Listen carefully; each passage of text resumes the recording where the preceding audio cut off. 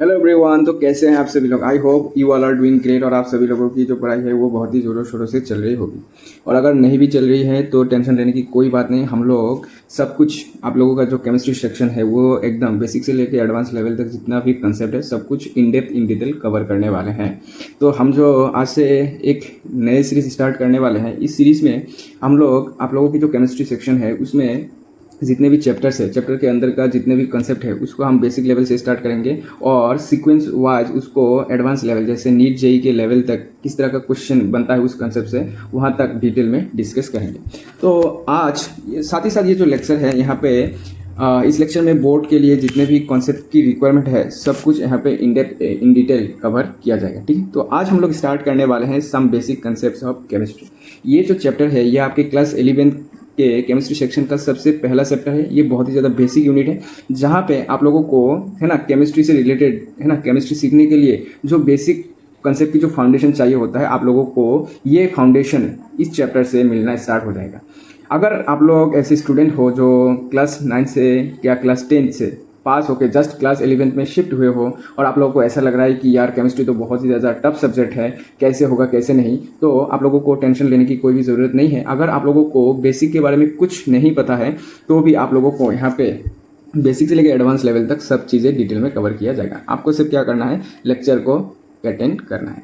ज़्यादा long lecture नहीं होगा। सबसे पहले हम लोग या मैक्स टू मैक्स आधा घंटे का लेक्चर होगा जहाँ पे हम लोग एक एक कंसेप्ट को धीरे धीरे धीरे धीरे हम लोग सीखते चले जाएंगे। और जैसे जैसे हम लोग थोड़ा है ना टफर कंसेप्ट की तरफ धीरे धीरे आगे बढ़ेंगे तो हम लोग टाइम भी ज़्यादा लेंगे उस चीज़ को समझने के लिए, क्योंकि बेसिक कुछ कंसेप्ट है जो इस चैप्टर के स्टार्टिंग में हमें सीखना होता है। तो हम जल्दी जल्दी उस कंसेप्ट को है ना सीखने की कोशिश करेंगे विथ फुल अंडरस्टैंडिंग। ठीक है, तो सबसे पहले स्टार्ट करते हैं ये चैप्टर है ना। यहाँ पे चैप्टर का आपका जो नाम है वो होता है some basic concepts of chemistry, यानी कि चैप्टर का नाम ही है कि केमिस्ट्री को सीखने के लिए जो बेसिक कंसेप्ट हमें चाहिए होता है वो हमें इस चैप्टर में सीखने को मिलेगा। तो सबसे पहले हम बेसिक कंसेप्ट को सीखने से पहले, केमिस्ट्री के जो बेसिक कंसेप्ट है उसको सीखने से पहले सबसे पहले हमें यह जानना होता है कि एक्चुअली में ये केमिस्ट्री क्या होता है ना। कि हम केमिस्ट्री के बेसिक कंसेप्ट के बारे में जानने तो जा रहे हैं लेकिन हमें सबसे पहले ये पता होना चाहिए कि एक्चुअली में केमिस्ट्री होता क्या है। तो मैं आप लोगों को बता दूं कुछ बेसिक चीज़ें जो आप लोगों को जानना बहुत ही ज़्यादा ज़रूरी है, क्योंकि आप लोगों ने साइंस लिया है। तो साइंस के अंदर है ना, साइंस का मेजर 3 ही ब्रांच होता है, आप लोगों को पता है ना। जो आप अभी स्टडी करोगे तो उसके अंदर क्या क्या आता है। सबसे पहले साइंस के अंदर 3 ब्रांचेस होते हैं। ठीक है, साइंस के अंदर 3 ब्रांचेस होते हैं। सबसे पहला ब्रांच होता है आपका फिजिक्स, ठीक है। दूसरा ब्रांच होता है आपका केमिस्ट्री, ठीक है। और जो तीसरा ब्रांच होता है जो आप लोग स्टडी करोगे वो होता है बायोलॉजी। वैसे तो साइंस के बहुत सारे सब डिवाइडेड ब्रांचेस अभी भी है और उसमें बहुत सारे अपग्रेडेड स्टडी अभी हो रही है, लेकिन उतना डिटेल में हम लोगों को नहीं जाना। आप लोगों की क्लास 11 एंड 12 लेवल के लिए साइंस का सिर्फ 3 ही ब्रांच होता है। वो एक होता है फिजिक्स जो आप स्टडी करेंगे, केमिस्ट्री जो हम यहाँ मेरे लेक्चर के थ्रू सीखोगे आप लोग, ठीक है। और तीसरा होता है बायोलॉजी। बायोलॉजी के अंदर भी 2 पोर्शंस होते हैं। अगर आप एनिमल से रिलेटेड स्टडी करोगे तो उसको जूलॉजी बोला जाता है, और अगर आप प्लांट से रिलेटेड स्टडी करोगे तो वो उसको उस सेक्शन को है ना बायोलॉजी के उस सेक्शन को बोटानी बोला जाता है जहाँ पे आप लोग प्लांट से रिलेटेड स्टडी करोगे। और अगर आप एनिमल से रिलेटेड स्टडी करोगे तो उसको जूलॉजी बोला जाता है। उसके बाद ऑर्गेनिक के अंदर 3 सेक्शन है। एक होता है फिजिकल केमिस्ट्री है ना, जिसके बारे में आप लोगों को जानने को मिलेगा। दूसरा होता है इनऑर्गेनिक केमिस्ट्री, ठीक है, इनऑर्गेनिक केमिस्ट्री। और तीसरा जो आपका होता है वो होता है ऑर्गेनिक केमिस्ट्री, ठीक है, ऑर्गेनिक केमिस्ट्री। उसके बाद जैसे जैसे आप हायर स्टडी करोगे, अगर आप केमिस्ट्री से रिलेटेड हायर स्टडी करना चाहते हो तो बाद में जाके आप लोगों को पता चलेगा कि फिजिकल, इनऑर्गेनिक और ऑर्गेनिक केमिस्ट्री के अलावा भी बहुत सारे ब्रांचेस है। जैसे मेडिसिनल केमिस्ट्री भी आप लोगों को देखने को मिलेगी, क्वांटम केमिस्ट्री आप लोगों को देखने को मिलेगी, ठीक है। और भी बहुत सारे ब्रांचेस है जो कि आप लोगों को स्टडी करने को मिलेगा। लेकिन आज आपके लेवल के लिए यानी कि क्लास 11 एंड 12 के लेवल के लिए आप लोगों को केमिस्ट्री के अंदर 3 ही सेक्शन के बारे में स्टडी करना होगा। एक तो होता है फिजिकल केमिस्ट्री, दूसरा इनऑर्गेनिक केमिस्ट्री और तीसरा ऑर्गेनिक केमिस्ट्री, जो कि हम लोग धीरे धीरे सीखेंगे। यहाँ पे सेक्शन डिवाइडेड है। आपके एनसीईआरटी जो बुक है, 2 बुक है, 2 बुक के अंदर फिजिकल, इनऑर्गेनिक और ऑर्गेनिक का कुछ सेक्शन आप लोगों को देखने को मिलेगा, ठीक है। उसके बाद जैसे जैसे क्लास 12 में जाओगे सेम पोर्शन आप लोगों को देखने को मिलेगा। उसके बाद अगर हम फिजिक्स की बात करें तो इसका भी बहुत ही सब डिवाइडेड ब्रांचेस है। इसके अंदर भी है जैसे क्वांटम फिजिक्स है ना, इंस्ट्रूमेंटल फिजिक्स है, ऑप्टिकल फिजिक्स है, बहुत सारे इसके भी सब डिवाइडेड ब्रांचेस है ना। उसके बाद रेडिएशन फिजिक्स है, रेडियोलॉजिकल फिजिक्स जिसको हम कहते हैं। तो इसके भी बहुत सारे ब्रांचेस आप लोगों को देखने को मिलेगा जब आप लोग हायर स्टडीज़ करोगे, लेकिन ये हमारा फोकस का मुद्दा नहीं है। हम लोग सिर्फ केमिस्ट्री के बारे में इस लेक्चर में डिस्कस करेंगे, क्योंकि आज हमारा बेसिक लेक्चर है ये, है ना, ठीक है। इसीलिए मैं आप लोगों को सिर्फ ये बता देना चाहता हूँ कि साइंस का सिर्फ 3 ही मेजर ब्रांचेस है जो आप लोगों को क्लास 11 या 12 लेवल में स्टडी करना है। चाहे बाद में जाके आप नीट या जेईई की तैयारी करो, आपको इन्हीं 3 चीज़ों के बारे में पढ़ना है। फिजिक्स के अंदर, है ना, फिजिक्स साइंस के अंदर आप लोगों को फिजिक्स पढ़नी है, केमिस्ट्री जो आप लोग मेरे लेक्चर के थ्रू सीखोगे, और केमिस्ट्री के 3 सब डिवाइडेड ब्रांचेस है, जैसे physical chemistry, inorganic chemistry, organic chemistry. और बायोलॉजी के अंदर भी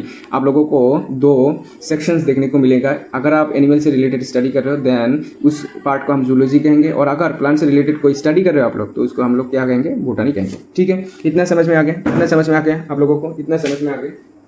ठीक है, अभी ठीक है, अभी देखो, तो सबसे पहले हम लोगों ने ये समझ लिया कि साइंस का ब्रांच कितना होता है। ठीक है, 3 ब्रांचेस होते हैं जिसके बारे में हमने जान लिया।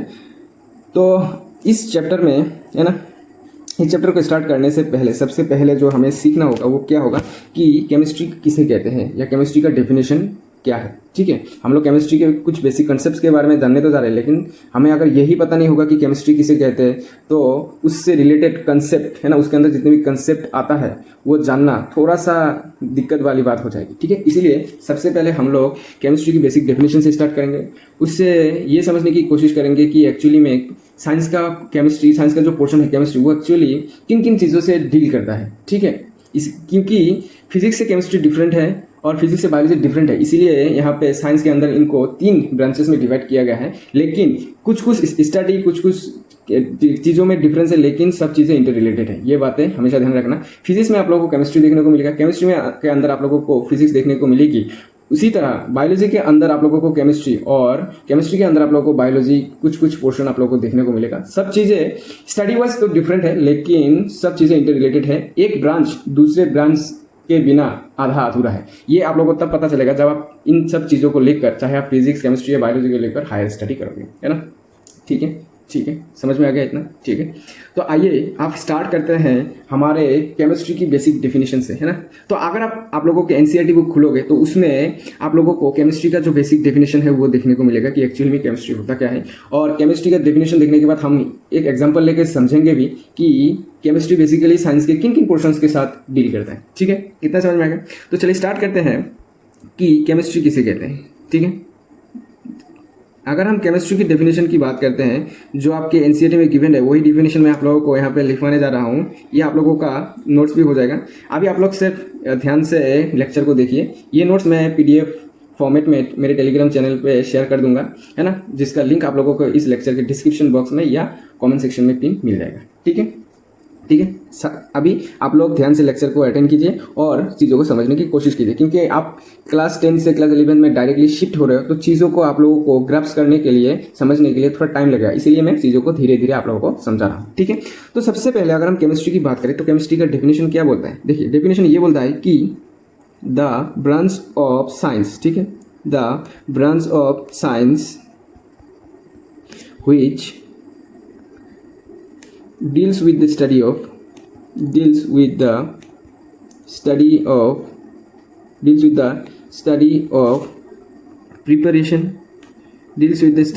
preparation, properties,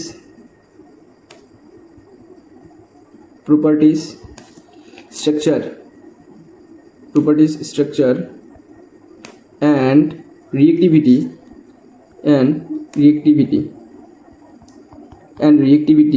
of a material substance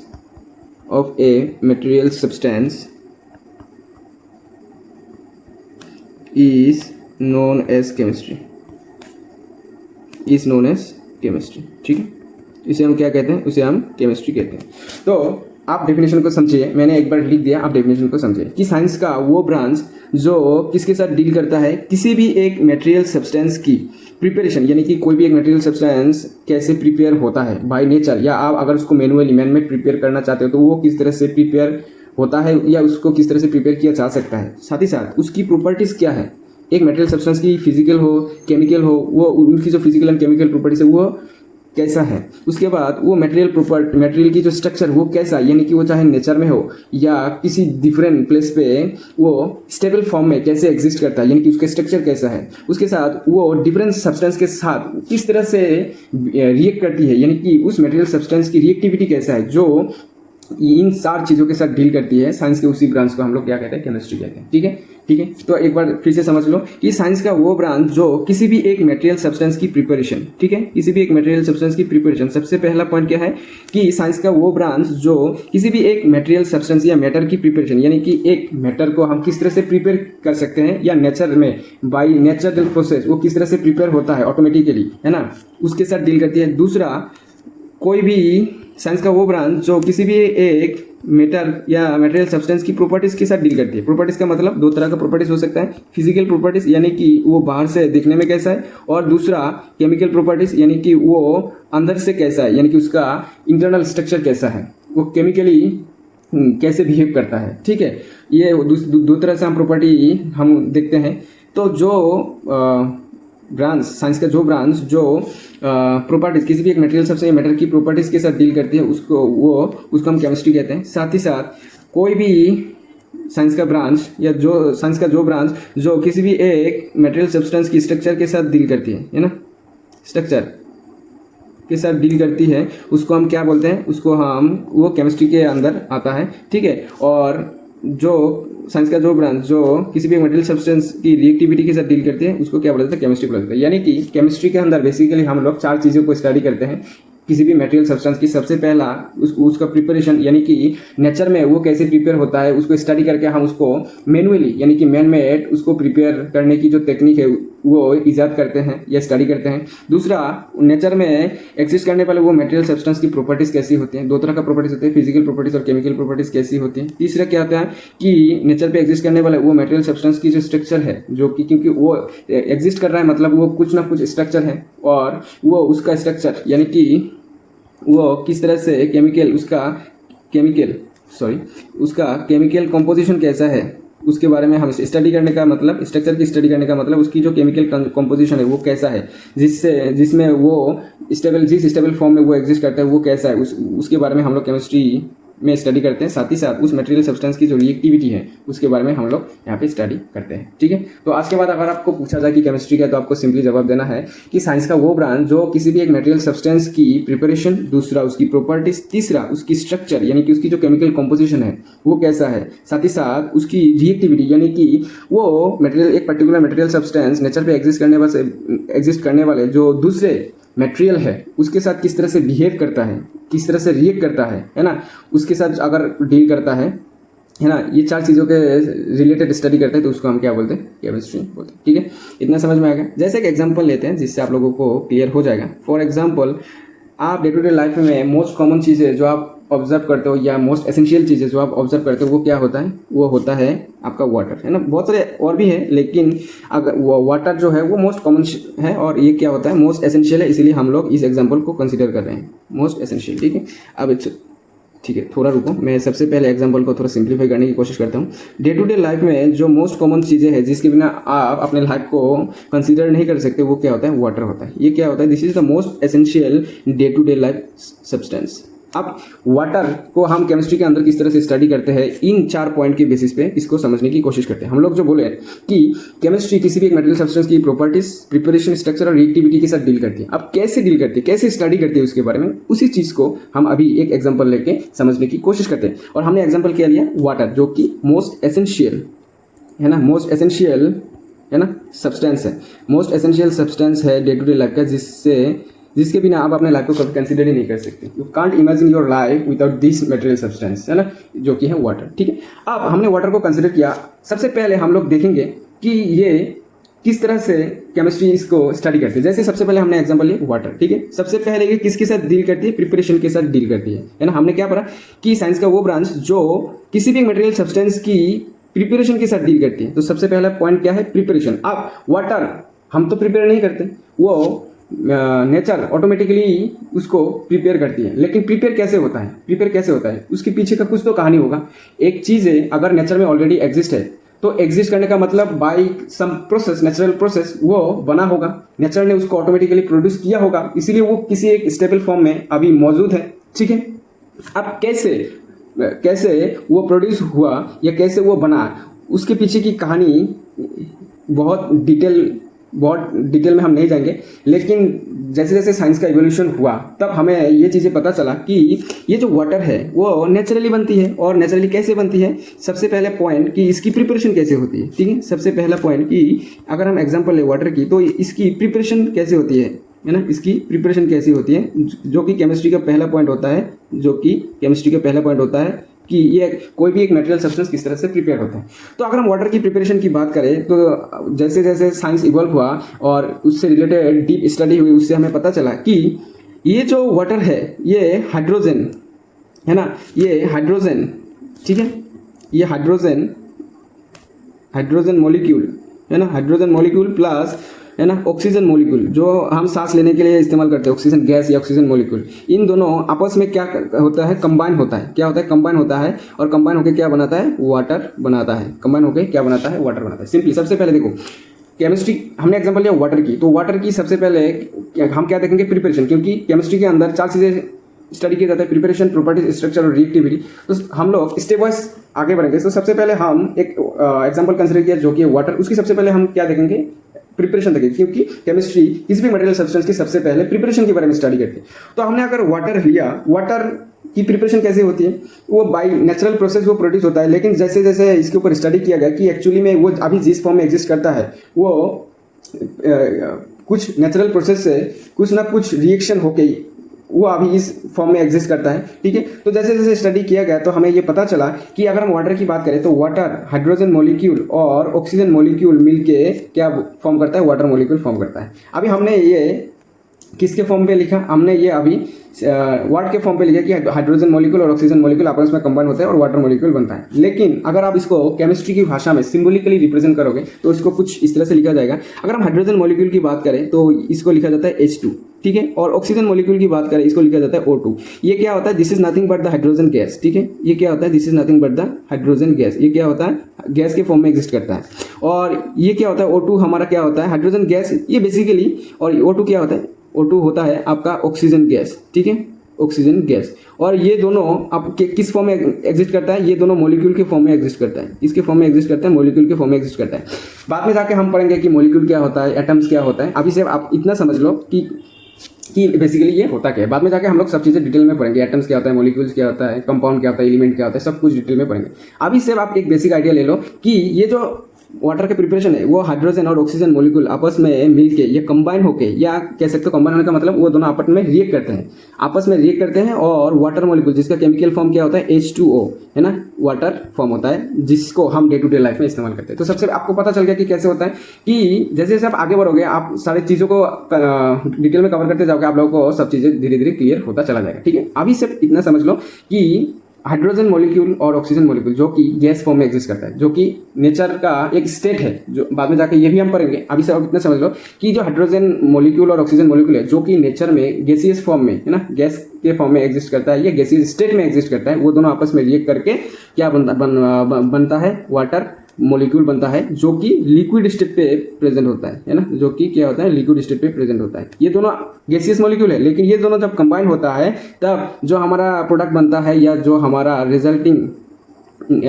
material बनता है यानी कि वाटर, वो किस फॉर्म में एग्जिस्ट करता है, वो आपके लिक्विड फॉर्म में एग्जिस्ट करता है। So this is the beauty of chemistry, this is the beauty of science. ठीक है, अब कैसे होता है वो बाद में जानेंगे कि जब दोनों कंबाइन होते हैं तो उसके अंदर ऐसी क्या साइंस एक्ट करती है जिसके कारण दो गैसियस सब्सटेंस आपस में कंबाइन होते ही जो रिजल्टिंग प्रोडक्ट बनता है वो क्या बनता है, लिक्विड बन जाता है। सो इसी से हमारा जो केमिस्ट्री है या साइंस है, इन्हीं सब क्वेश्चन से इंटरेस्टिंग होता चला जाता है, जो कि इसका एक्सप्लेनेशन हम जैसे जैसे आगे बढ़ेंगे वो आप लोगों को मिलता चला जाएगा। सिर्फ हम लोग केमिस्ट्री क्या होता है उसके बारे में समझने की कोशिश करें। तो आप लोगों को पता चल गया कि प्रिपरेशन कैसे होती है। तो मैं आपको फिर से बता दूं कि एक हाइड्रोजन मॉलिक्यूल और एक ऑक्सीजन मॉलिक्यूल दोनों आपस में क्या होता है, कंबाइन होता है, दोनों आपस में एक दूसरे के साथ रिएक्ट करती है और रिएक्ट करके क्या बनाती है, वाटर मॉलिक्यूल बनाती हैं, जो कि हम डे टू डे लाइफ में इस्तेमाल करते हैं। तो केमिस्ट्री का फर्स्ट पॉइंट क्लियर हो गया कि वाटर का प्रिपरेशन कैसे होती है। दूसरा, उसकी प्रॉपर्टीज क्या होती है। ठीक है, दूसरा हम लोग यहाँ पे लिखते हैं, दूसरा उसकी प्रॉपर्टीज क्या होती है। क्योंकि इन्हीं सब चीज़ों के साथ केमिस्ट्री डील करती है, ठीक है। उसकी प्रॉपर्टीज़ क्या होती है? प्रॉपर्टीज़ की अगर हम बात करें तो यहाँ पे दो तरह की प्रॉपर्टीज़ कंसिडर किया जाता है। सबसे पहले होता है इसकी फिजिकल प्रॉपर्टीज़, यानी कि बाहर से वो दिखने में कैसा है, फिजिकल प्रॉपर्टीज़, ठीक है। फिजिकल प्रॉपर्टीज़, अगर हम फिजिकल प्रॉपर्टी देखो, अगर हम फिजिकल प्रॉपर्टीज़ की बात करें, अगर हम फिजिकल प्रॉपर्टीज़ की बात करें तो फिजिकल प्रॉपर्टीज़ में सबसे पहले क्या आता है, वो फिजिकल प्रॉपर्टीज़ का मतलब वो उसका आउटर अपीयरेंस कैसा, बाहर से दिखना, वो बाहर से दिखता कैसा है एक्चुअली, ठीक है। तो सबसे पहले अगर हम वाटर की फिजिकल प्रॉपर्टीज़ की बात करें, है ना, फिजिकल प्रॉपर्टीज़ की बात करें, सबसे पहला प्रॉपर्टीज़ क्या आता है कि वो लिक्विड स्टेट में एग्जिस्ट करता है, जो हम लोगों ने ऑलरेडी डिस्कस किया कि वो लिक्विड स्टेट पे एग्जिस्ट करता है। दूसरा, वो कलरलेस है। तीसरा, उसका कोई प्रॉपर शेप एंड साइज नहीं है, प्रॉपर शेप एंड साइज नहीं है ना, उसका कोई प्रॉपर शेप एंड साइज नहीं है। तो इसको लिख देते हैं, don't have any proper shape and size, उसका कोई प्रॉपर शेप एंड साइज नहीं। सो यही हमें ऑब्जर्व करने को मिलता है। आप वाटर को जिस भी कंटेनर में डालोगे, चाहे वो ग्लास में डालो, है ना, जग में डालो, है ना, कप में डालो, तो जैसे जैसे आप उसको जिस भी कंटेनर में डालोगे उसी कंटेनर का वो स्ट्रक्चर ले लेगा, ठीक है।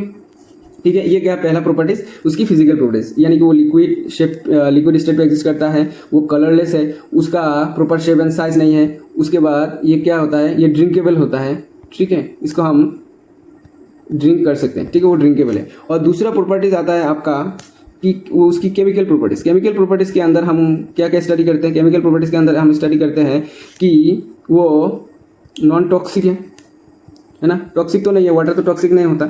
जनरल वाटर की अगर हम बात करें तो वो नॉन टॉक्सिक होता है। नंबर बी, वो क्या होता है, नॉन रिएक्टिव होता है, वो जनरली रिएक्ट नहीं होता, वो स्टेबल फॉर्म पे होता है ना, नॉन रिएक्टिव यानी कि वो किसी भी दूसरे सब्सटेंस के साथ इन जनरल रिएक्ट नहीं करता, है ना, ठीक है। तो वो नॉन टॉक्सिक होता है, नॉन रिएक्टिव होता है ना। ये दोनों जनरली उसका केमिकल नेचर होता है, ठीक है। और सी कह सकते हो, और एक आप लिख सकते हैं यहाँ पे कि वो स्टेबल होता है, बहुत ही ज़्यादा क्या होता है, स्टेबल होता है, ठीक है। वो क्या होता है, बहुत ही ज़्यादा केमिकली स्टेबल होता है। कैसा स्टेबल, केमिकल नेचर की बात करें तो सबसे पहले वो नॉन टॉक्सिक होता है, नॉन रिएक्टिव होता है ना। और तीसरा क्या होता है, वो केमिकली बहुत ही ज़्यादा स्टेबल होता है, ठीक है। वो क्या होता है, केमिकली स्टेबल होता है। अगर हम तो सब दूसरा पॉइंट क्लियर हो गया। तो सबसे पहले केमिस्ट्री प्रिपरेशन के साथ डील करती है, जो हमने देखा कि हमने कंसीडर किया एग्जांपल वाटर के बारे में, देखा वो कैसे बनता है। दूसरा, उसकी प्रॉपर्टीज कैसे होता है। प्रॉपर्टीज है, दो तरह की प्रॉपर्टीज देखी जाती है। सबसे पहले होता है उसकी फिजिकल प्रॉपर्टीज, दूसरा होता है उसकी केमिकल प्रॉपर्टीज। अब अगर आप किसी दूसरे एग्जाम्पल को कंसिडर करोगे तो उससे रिलेटेड जो फिजिकल एंड केमिकल प्रॉपर्टीज होगी वो चेंज होती जाएगी। हर एक मटेरियल सब्सटेंस की जो प्रॉपर्टीज होते हैं, चाहे वो फिजिकल प्रॉपर्टीज हो और केमिकल प्रॉपर्टीज हो, वो मैटर टू मैटर वेरी करेगा। वो किसी भी एक मैटर क्या जो केमिकल और फिजिकल प्रॉपर्टीज है वो दूसरे की केमिकल और फिजिकल प्रॉपर्टीज से कभी मैच नहीं करेगा, ठीक है। इतना समझ में आएगा। आप 3 नंबर पॉइंट के बारे में डिस्कस करते हैं, जो केमिस्ट्री किसी भी एक मैटर के बारे में स्टडी करते हैं, वो होता है क्या, स्ट्रक्चर, ठीक है। वो क्या होता है, स्ट्रक्चर। तो देखो, अगर हम स्ट्रक्चर की बात करें, ठीक है, अगर हम स्ट्रक्चर की बात करें तो वाटर का जो स्ट्रक्चर होता है वो कैसा स्ट्रक्चर होता है, वाटर का जो स्ट्रक्चर होता है वो बेंड स्ट्रक्चर होता है, ठीक है। वाटर का जो स्ट्रक्चर होता है वो कैसा स्ट्रक्चर होता है, बेंड स्ट्रक्चर होता है। देखो, यहाँ पे एक ऑक्सीजन मॉलिक्यूल होगा और उसके साथ 2 हाइड्रोजन इस तरह से अटैच्ड होगा, ऑक्सीजन मॉलिक्यूल होगा और 2 हाइड्रोजन इस तरह से अटैच्ड होगा। उसके बाद यहाँ पे ऑक्सीजन का लोन पेयर एक होगा, ठीक है, जिसको ऐसे रिप्रेजेंट किया जाता है, और यहाँ पे 2 हाइड्रोजन मॉलिक्यूल, ठीक है। तो ये जो स्ट्रक्चर है, ठीक है, मैं बॉन्ड को सीधा बनाने की कोशिश करता हूँ, ठीक है।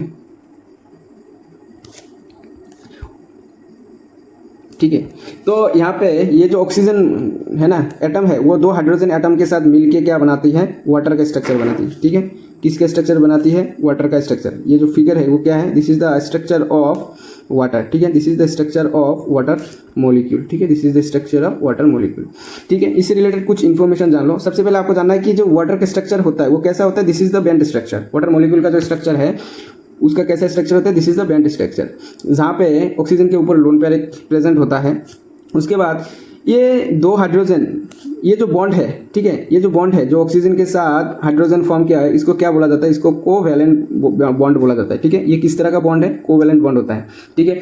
बॉन्ड बहुत सारे टाइप का होता है, आयोनिक बॉन्ड होता है, कोवैलेंट बॉन्ड होता है, उसके बाद कोऑर्डिनेट बॉन्ड होता है। लेकिन यहाँ पे जिस तरह का बॉन्ड यूज हुआ है ऑक्सीजन और हाइड्रोजन आपस में एक साथ जुड़े रहने के लिए, वो किस तरह का बॉन्ड है? कोवैलेंट बॉन्ड है। यानी कोवैलेंट बॉन्ड यानी कि कैसा बॉन्ड? जहाँ पे शेयरिंग ऑफ इलेक्ट्रॉन, जो कि किससे बनता है? शेयरिंग ऑफ इलेक्ट्रॉन से बनता है। किससे बनता है भाई? शेयरिंग ऑफ इलेक्ट्रॉन से बनता है, ठीक है। शेयरिंग ऑफ इलेक्ट्रॉन से बनता है, ठीक है, ठीक है। उसके बाद अगर आप इस स्ट्रक्चर को ध्यान से देखोगे तो दो बॉन्ड के बीच में कुछ एंगल होगा, और ये एंगल कितना है? ये एंगल होता है आपका 104.5 डिग्री, है ना। ये कितना होता है? 104.5 डिग्री, ठीक है। तो सबसे पहले अगर हम वाटर के स्ट्रक्चर की बात करें तो this is the bend structure. Water molecule का कैसा स्ट्रक्चर होता है? बॉन्ड बेंड स्ट्रक्चर होता है, जहाँ पे एक ऑक्सीजन मॉलिक्यूल दो हाइड्रोजन मॉलिक्यूल के साथ क्या फॉर्म करती है? किस तरह का बॉन्ड फॉर्म करती है? कोवैलेंट बॉन्ड फॉर्म करती है। और कोवैलेंट बॉन्ड किस तरह का बॉन्ड है? ऐसा बॉन्ड जो कि इलेक्ट्रॉन को शेयर करके बनता है दो एटम के बीच में। शेयरिंग ऑफ इलेक्ट्रॉन्स लिख ही लो completely, sharing of electron between two atoms, sharing of electron between two atoms, यानी कि कोवैलेंट बॉन्ड कुछ इस तरह का बॉन्ड्स होता है जहाँ पे दो एटम के बीच में इलेक्ट्रॉन को शेयर करके वो बॉन्ड फॉर्म होता है, ठीक है। उसके बाद अगर हम ऑक्सीजन और हाइड्रोजन की बॉन्ड की बात करें तो इस बॉन्ड का जो लेंथ होता है, ठीक है, इस बॉन्ड का जो लेंथ होता है वो कितना होता है? वो according to the given data वो होता है 95.85 पिकोमीटर। कितना होता है? 95.85 पिकोमीटर।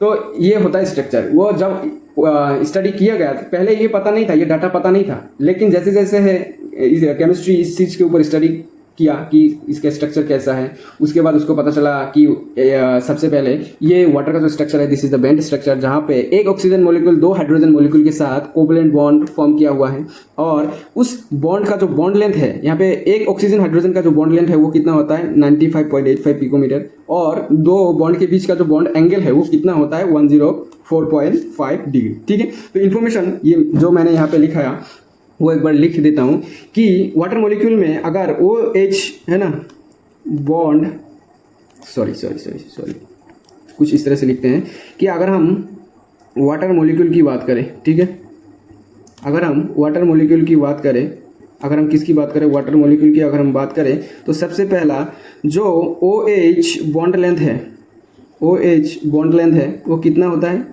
वो कितना होता है? वो ऑलमोस्ट कितना होता है? यहाँ पे लिख देता हूँ नहीं तो ओवर राइटिंग हो जाएगी। वो कितना होता है? 95.85 पिकोमीटर। और ये पिकोमीटर बहुत ही स्मॉल यूनिट होता है ना, ये बहुत ही स्मॉल यूनिट होता है, बहुत ही स्मॉल यूनिट होता है, ठीक है, ठीक है।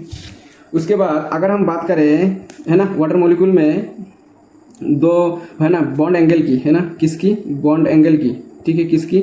बॉन्ड एंगल की। वो कितना होता है? 104.5 डिग्री, ठीक है, 104.5 डिग्री। और तीसरा यहाँ पे जो बॉन्ड इस्तेमाल होता है वो क्या होता है? दो ऑक्सीजन हाइड्रोजन के बीच में जो बॉन्ड है वो कैसा बॉन्ड है? कोवैलेंट बॉन्ड है, ठीक है, कोवैलेंट बॉन्ड है। ये डाटा, ठीक है, ये डाटा हम लोगों को जब केमिस्ट्री ने वाटर के ऊपर स्टडी किया स्ट्रक्चर से रिलेटेड, तब इस स्टडी में हम लोगों को ये पता चला, ठीक है। इतना समझ में आ गया? देखा कि केमिस्ट्री किस तरह से एक पर्टिकुलर मटेरियल सब्सटेंस की स्ट्रक्चर के ऊपर डील करती है, स्ट्रक्चर को स्टडी करती है ना।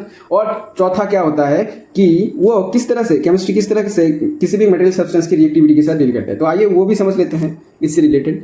तो चौथा पॉइंट हमारा क्या है कि किसी भी एक सब्सटेंस की रिएक्टिविटी के साथ केमिस्ट्री किस तरह से डील करती है, ठीक है। तो हमने ऑलरेडी पढ़ा है कि ये जो वाटर है वो नॉन रिएक्टिव है, जनरली स्टेबल है, वो किसी के साथ रिएक्ट नहीं करती, लेकिन कोई दूसरा जो मैटर है वो वाटर के साथ रिएक्ट करती है। वाटर स्टेबल फॉर्म पे होता है। अगर हम इस वाटर मॉलिक्यूल की बात करें, this is the stable water molecule, है ना, ये क्या होता है? ये स्टेबल फॉर्म पे होता है, ठीक है, ये स्टेबल फॉर्म पे होता है। ये जनरली किसी के साथ रिएक्ट नहीं करती, ठीक है, जनरली किसी के साथ रिएक्ट नहीं करती, ठीक है।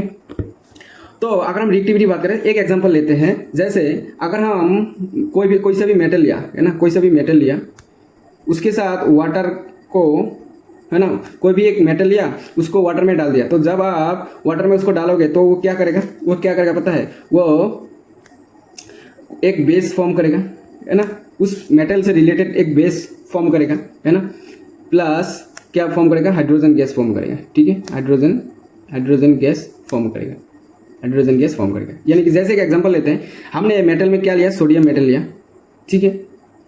उसको अगर आप क्या करोगे, वाटर में डालोगे तो आप देखोगे बेसिकली सोडियम नहीं लेते, क्योंकि सोडियम को अगर वाटर में डालोगे तो वो बहुत ही इतना ज़्यादा रिएक्टिव है, आप लोगों को उसका रिजल्ट देखने को नहीं मिलेगा। अगर सोडियम मेटल का वाटर में डालोगे तो वो ब्रस्ट होना स्टार्ट होता है ना, वो दिवाली की जो पटाखा होता है उसकी तरफ फूटना स्टार्ट हो जाता है। एक दिन एक्सपेरिमेंट करके मैं आप लोगों को दिखाऊंगा कि ये जो सोडियम मेटल होता है, ठीक है, ये साइड पे यहाँ पे लिख लो, है ना, कहीं पे नोट करके यहाँ पे मैं लिख देता हूँ कि ये जो सोडियम मेटल है, ठीक है, ये जो सोडियम मेटल होता है ये हाईली रिएक्टिव होता है, ठीक है, हाईली रिएक्टिव होता है, हाईली रिएक्टिव है ना, टूवर्ड्स वाटर। जैसे आप इसको वाटर पे डालोगे तो दिवाली की जो पटाखा जिस तरह से फूटता है वैसे ही फूटना स्टार्ट हो जाता है। तो एक डिफरेंट एग्जांपल लेते हैं, जैसे हम लेते हैं मैग्नीशियम Mg, ये क्या होता है, ये मैग्नीशियम होता है, ये भी एक मेटल होता है, ठीक है। हम मैग्नीशियम मेटल लिया, उसके बाद इसको वाटर में डाल दिया, तो बाय द टाइम आपको क्या देखने को मिलेगा, बाय द टाइम आप लोगों को देखने को मिलेगा कि वहाँ पे मैग्नीशियम हाइड्रोक्साइड MgOH फॉर्म हुआ है, साथ ही साथ कैसे क्या रिलीज हुआ है, हाइड्रोजन गैस रिलीज हुआ है। ये क्या होता है, गैस रिलीज होता है। कैसे, जैसे एक समझ लो, आप लोगों को 9 या क्लास 10th में शायद एक एक्सपेरिमेंट करके दिखाया होगा जहाँ पे ऐसा एक कंटेनर था, ठीक है, सॉरी एक एग्जांपल लेते हैं,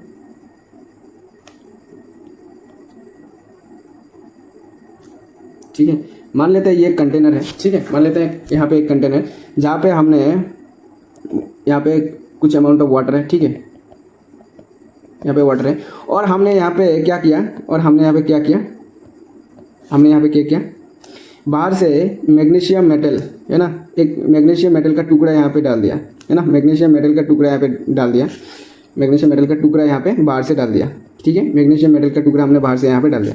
तो आफ्टर सम टाइम आप लोग देखोगे कि यहाँ पे मैग्नीशियम मेटल जो है वो देखने को नहीं मिलेगा, ये कंप्लीटली वाटर में डिजोल्व हो जाएगा और क्या बनेगा, मैग्नीशियम हाइड्रोक्साइड फॉर्म होगा, है ना, MgOH2, ठीक है, मैग्नीशियम हाइड्रोक्साइड फॉर्म होगा, ठीक है, मैग्नीशियम हाइड्रोक्साइड फॉर्म होगा। अब यहाँ पे MgOH2 क्यों लिखा, क्योंकि OH की जो वैलेंसी होता है -1 होती है, और हाइड्रोक्साइड की जो वैलेंसी होती है यहाँ पे Mg 2 इलेक्ट्रॉन लूज करती है। इलेक्ट्रॉनिक कॉन्फ़िगरेशन आप उसको देखोगे, जो हम स्टडी करेंगे इलेक्ट्रॉनिक कॉन्फ़िगरेशन देखोगे तो वो 2 इलेक्ट्रॉन रिलीज करती है, Mg+2 बनाता है। और अगर हम OH नेगेटिव आयन की बात करें तो उसमें उसके ऊपर एक माइनस चार्ज होता है, उसकी वैलेंसी, है ना, उसके ऊपर एक नेगेटिव चार्ज होता है। तो यहाँ पे 2 पॉजिटिव चार्ज है और यहाँ पे एक, तो इसको बैलेंस करने के लिए 2 हाइड्रोक्साइड आयन इस मैग्नीशियम Mg2 पॉजिटिव के साथ रिएक्ट करती है और क्या फॉर्म करती है, MgOH2 फॉर्म करती है, ठीक है, होल2 फॉर्म करती है। तो आप अगर वाटर में ये मैग्नीशियम मेटल को डालोगे तो आप लोगों को देखने को मिलेगा कुछ टाइम बाद ये जो मेटल है ये गायब हो जाएगा, ये क्या हो जाएगा, डिसअपियर हो जाएगा, है ना, डिसअपियर हो जाएगा, और डिसअपियर आफ्टर सम टाइम ये डिसअपियर होकर क्या फॉर्म करेगा, मैग्नीशियम हाइड्रोक्साइड, साथ ही साथ हाइड्रोजन गैस फॉर्म होगा। अब हाइड्रोजन गैस फॉर्म हो रहा है ये आपको कैसे पता चलेगा, तो आफ्टर सम टाइम ये क्या करेगा, यहाँ पे हाइड्रोजन गैस जो यहाँ पे फॉर्म होगा ये यहाँ से धीरे धीरे ऐसे इवॉल्व होना स्टार्ट हो जाएगा, है ना, धीरे धीरे इवॉल्व होना स्टार्ट हो जाएगा गैस। तो अगर आप एक कैंडल लेके, ठीक है, अगर आप यहाँ पे एक कैंडल लेके रखोगे और इसके ऊपर आप इसको रखोगे, है ना, कैंडल ऊपर, तो यहाँ पे हमने अगर इसको एक ढक्कन से बंद कर दिया और एक छोटा सा हमने पाइप लगा के, है ना, देखो कैसे एक्सपेरिमेंट यहाँ पे शायद ऐसे किया होगा, तो मैं आपको हमने मैग्नीशियम पहले हमने यहाँ पे मैग्नीशियम मेटल डाल दिया, ठीक है, हमने यहाँ पे क्या किया, मैग्नीशियम मेटल डाल दिया वाटर में। तो आफ्टर सम टाइम ये मैग्नीशियम मेटल वाटर के साथ रिएक्ट करके डिसअपियर हो जाएगा और क्या बनाएगा, मैग्नीशियम हाइड्रोक्साइड और वाटर बनाएगा, हाइड्रोजन गैस बनाएगा, क्या बनाएगा, हाइड्रोजन गैस बनेगा। लेकिन हमें कैसे पता चलेगा कि यहाँ पे H2 गैस फॉर्म हुआ है, तो हम क्या करेंगे कि यहाँ पे एक पाइप कनेक्ट करेंगे हम लोग। सबसे पहले हम इस कंटेनर को क्या करेंगे, इस कंटेनर को हम क्लोज कर देंगे, क्लोज करके यहाँ से एक होल करके ऐसे हम एक पाइप को कनेक्ट करेंगे, और पाइप को कनेक्ट करने के बाद कुछ टाइम बाद 5 या 10 मिनट बाद जैसे जैसे रिएक्शन आगे बढ़ता जाएगा, इस पाइप के थ्रू जो हाइड्रोजन गैस है ना, इस पाइप के थ्रू जो हाइड्रोजन गैस है वो बाहर निकलना स्टार्ट हो जाएगा। और अगर आप इस पाइप के मुख पे, है ना, इसका जो मुख है वहाँ पे अगर आप लोग एक कैंडल या कोई भी लाइटर लेके जलाने की कोशिश करोगे तो आप लोगों को पट पट पट पट ऐसा साउंड देखने को मिलेगा, है ना, आपको साउंड सुनने को मिलेगा। तो वो बेसिकली कंफर्म करता है ना, वो बेसिकली कंफर्म करता है कि वहाँ पे जो आपका जो हाइड्रोजन गैस है वो क्या हो रहा है, प्रोड्यूस हो रहा है। ठीक है, क्या हो रहा है, हाइड्रोजन गैस प्रोड्यूस हो रहा है। तो ये एक कहानी थी बेसिकली। ये हमने क्या किया कि एक एग्जाम्पल लिया, उससे हमने ये समझने की कोशिश की, है ना, ये समझने की कोशिश की कि एक्चुअली में केमिस्ट्री एक मैटर के, है ना, 4 जो उसकी फंडामेंटल, है ना, पॉइंट्स है उसके साथ किस तरह से डील करती है, साथ प्रिपरेशन, प्रॉपर्टीज, स्ट्रक्चर और उसकी जो रिएक्टिविटी है उसके साथ किस तरह से डील करते हैं। सो ये बहुत ही ज़्यादा बेसिक पॉइंट था, जहाँ पे हमने केमिस्ट्री क्या होता है और वो किसी भी एक मटेरियल सब्सटेंस की जो 4 पॉइंट है, प्रिपरेशन, प्रॉपर्टीज, स्ट्रक्चर और रिएक्टिविटी, किस तरह से उसके साथ डील करती है या किस तरह से उसके साथ स्टडी करते हैं, किस तरह से उसका स्टडी करते हैं, उसके बारे में हमने यहाँ पे डिटेल में समझा। आई होप आप लोगों को यहाँ पे क्लियरली डिटेल में समझ में आ गया होगा। ये जो PDF है मैं मेरे टेलीग्राम चैनल पे शेयर कर दूंगा, जिसका लिंक आप लोगों को या तो डिस्क्रिप्शन में भी प्रोवाइड करा दूंगा मैं, है ना, डिस्क्रिप्शन में प्रोवाइड करा दूंगा। साथ ही साथ आपको इसका लिंक कमेंट सेक्शन में भी पिन मिल जाएगा, है ना, कमेंट सेक्शन में भी पिन मिल जाएगा। तो आप वहाँ से भी टेलीग्राम का लिंक एक्सेस कर सकते हो और ये PDF आप क्या कर सकते हो, PDF को यूज़ करके आप खुद का नोट्स बना ले सकते हो। कुछ चीज़ें यहाँ पे मैंने एक्स्ट्रा लिखवाई आप लोगों के समझने के लिए। अगर आपको समझ में आ गया, आप लोगों को उसको आपके नोटबुक में लिखने की ज़रूरत नहीं है ना। जो चीज़ें आप लोगों को यहाँ पे, मोस्ट ऑफ द चीज़ें आप लोगों को यहाँ पे जो भी लिखा है सारा इंपॉर्टेंट है। कुछ चीज़ें ऐसा है जो आप लोगों को ज़रूरत नहीं है, जैसे कि ये डायग्राम जो कि मैंने समझने के लिए आप लोगों को लिखवाया, ठीक है। तो ये आप लोगों को लिखने की जरूरत नहीं, आप लोग देख लेना कि आप लोगों को कितना यहाँ से लिखने की जरूरत है। अगर कुछ चीज़ें समझ में आ रहा है, जो इंपॉर्टेंट पॉइंट है, जो आपको लगता है कि ये मैं भूल सकता हूँ, तो उसको आप लोग आपके नोटबुक में लिख लेना, ठीक है। आई होप इतना सब कुछ जो कि मैंने अभी पढ़ाया सब कुछ आप लोगों को समझ में आ गया होगा, ठीक है। तो आज के लिए इतना ही, मिलते हैं नेक्स्ट लेक्चर में।